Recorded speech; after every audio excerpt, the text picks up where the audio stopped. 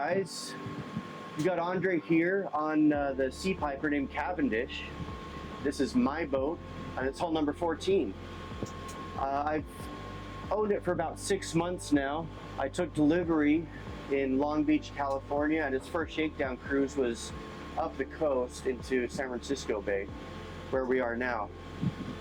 It's a beautiful Saturday. It's 4th of July weekend, actually, and I've got with me Jeff Eaton filming. So this hull number 14 was the last boat to be produced overseas, and now the next one, hull number 15, is nearing completion in Anacortes, Washington. So I'll give you a few particulars on the boat. This is a fiberglass hull, full displacement, 35 feet long, and more like 36 feet long, and an 8-foot 6-inch beam. It's powered by a single diesel engine. It's called a Beta 85. That's 85 horsepower. It's 4 cylinders. There is a turbo on it, and it's all mechanical. By design, that is the only engine option. So there really is no option. You get the Beta 85. Why that engine? It's because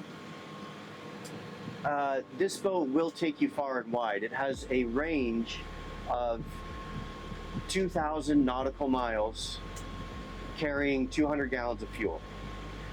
So with that kind of range, you'll find yourself in some far-flung places, and when things go wrong, as they eventually will with anything man-made, you're probably going to need to be able to fix it yourself. You can't have someone fly out with a laptop from from Volvo Penta or Cummins or something if you're in a remote region such as the Arctic.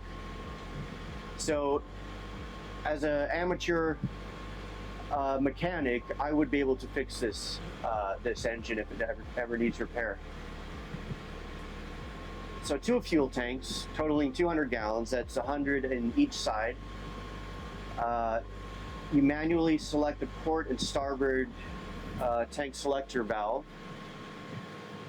Water, you've got 2 wing tanks, 40 gallons each, so totaling 80 gallons. This boat has a center cockpit, and it's a wide open area. It's seating for 6 comfortably on 2 bench seats, and very easy water ingress and egress.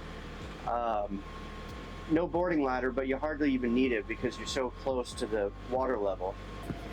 The weight of the boat is 9 ton with tanks filled and most cruising gear on it. Cruising speed, I usually find something like 6 to 7 to be plenty efficient and comfortable. I can top out at closer to 10, but with a full displacement hull, you can add more power without getting very much more speed. So 85 horse is honestly is plenty enough.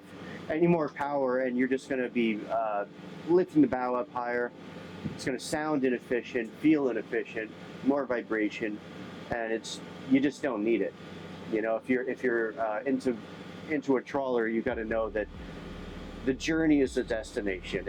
You're not going to get anywhere very fast, but you will get there reliably and comfortably, and also very safely.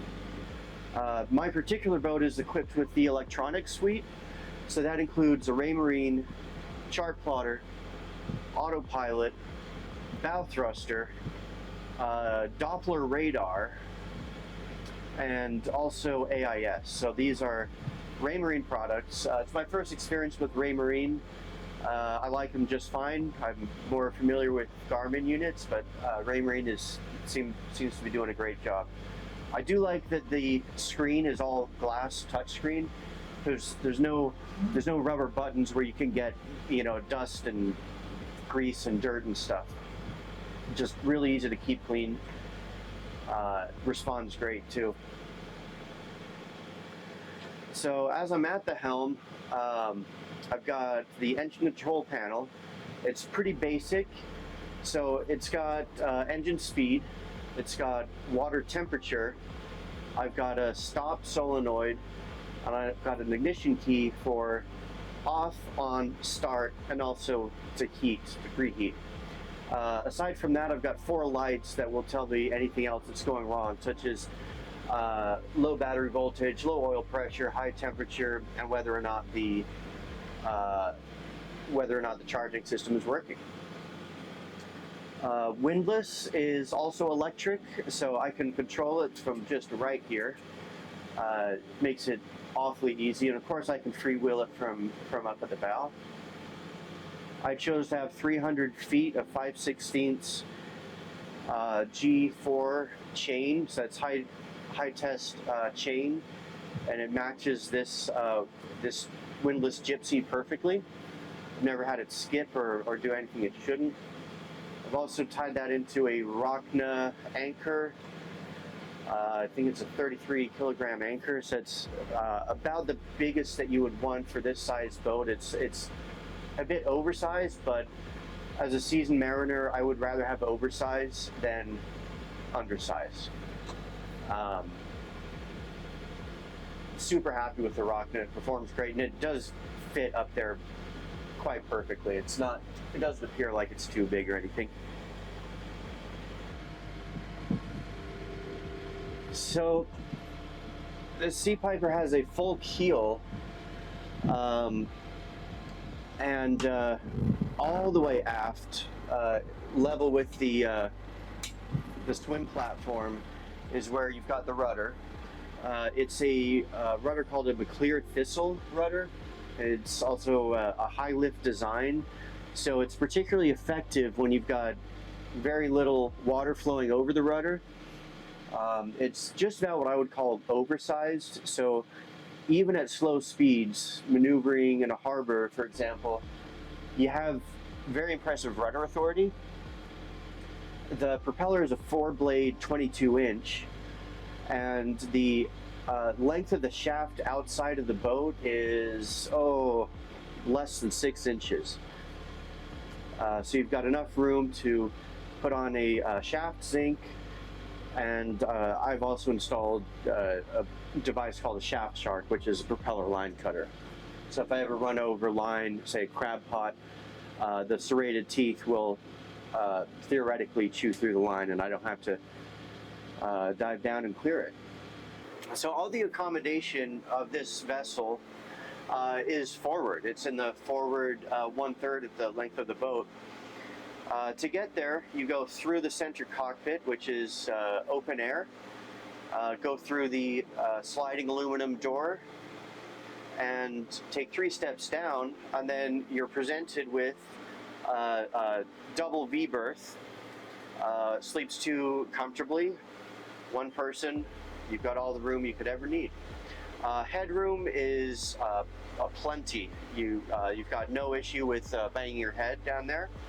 There's space on either side to put items such as book, glass of water, whatever you might need. So I kind of treat those as a night table. I've also got a closet in which there's a rack for putting hangers. I've got and then 3 more storage, actually 4 more storage areas. I use that for things like towels, laundry, computer, blankets, things like that. Underneath the V berth cushions, there's 2 storage cavities.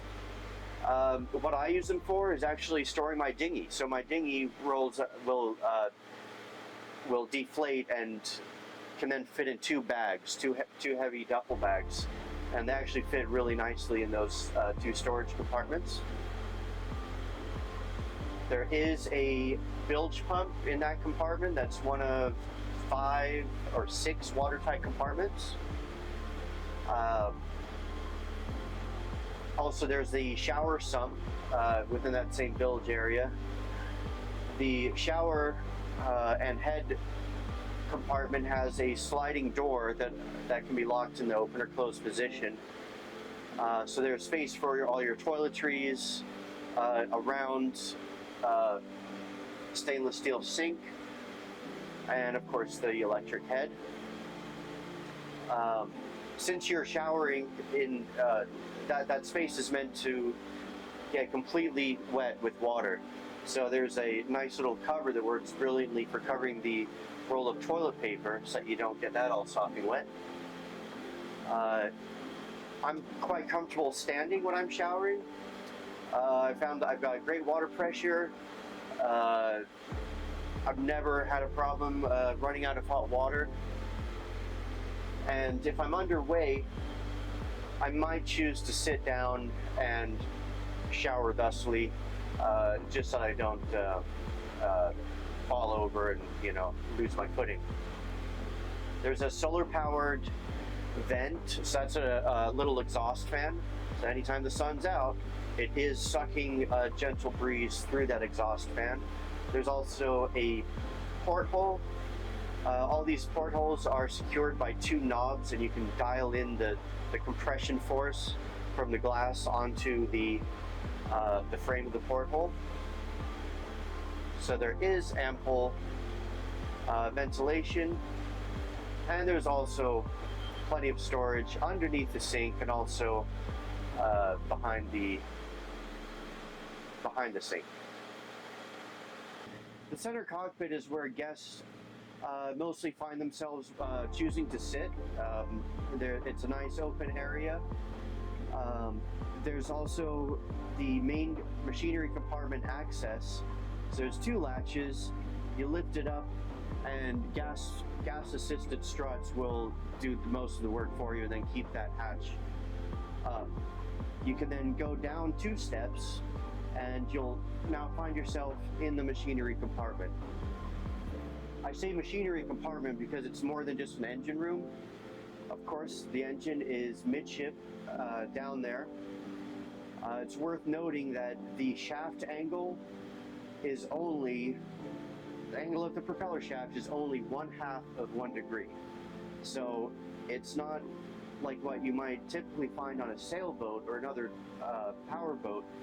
It's so close to level, and that really lends itself to efficiency. It's one of the many things that makes this boat as efficient as it is. Forward of the engine, you've got an electrical panel to starboard. It's a beautiful panel that's covered by clear sliding glass doors, and that's where all your Blue Sea automatic relays exist, and all your conductors and things. Again, in the in a midship, you've got the house battery bank. This is 400 amp hours. I've chosen wet lead acid batteries. Forward of that, I've got the SeaPiper stabilizer, which is partially the size of, if you imagine 2 toaster ovens, it's about that size, although it weighs 400 to 500 pounds. That lives amidships and is structurally attached to the stringers. To starboard, I've got a 2200 watt pure sine wave inverter that changes all that 12 volt DC power into 120 volt alternating current power. Adjacent to the inverter is the engine battery bank, which consists of one 12 volt battery, which can be combined or isolated from the house battery bank. I don't have to worry about drawing down my engine start battery as I'm using other loads on the house bank. They will automatically disconnect if the voltage drops below a certain threshold. Coming back up into the center cockpit, underneath the bench seating, you've got 4 hatches. 3 of them open into their own enclosed storage space, where I keep things like life jackets, some cleaning products. You can stow lines, fenders there, and the last of the 4 hatches actually opens up all the way into the machinery compartment. I'm probably planning on using that for storage of scuba cylinders. It's going to be a nice place to construct a little cage, and I can just drop the cylinders right through the hatch, and they'll be secured, now living within the machinery compartment. There's also a washdown hose bib. It's to starboard, and there's a pretty unique looking fitting that I can attach to a garden hose, and then I give it a quarter turn, plug into the washdown, and automatically it will allow water to start flowing. So I can then in effect have a garden hose with fresh potable water to rinse down or whatever I need to do. The transom has a hot and cold water tap with a shower head and like the flexible hose attached to it. So what I love to do after I'm done swimming is sit in the transom, switch on the hot and cold water, and now I've got an outdoor shower. And it's a beautiful way to finish up a nice swimming exercise.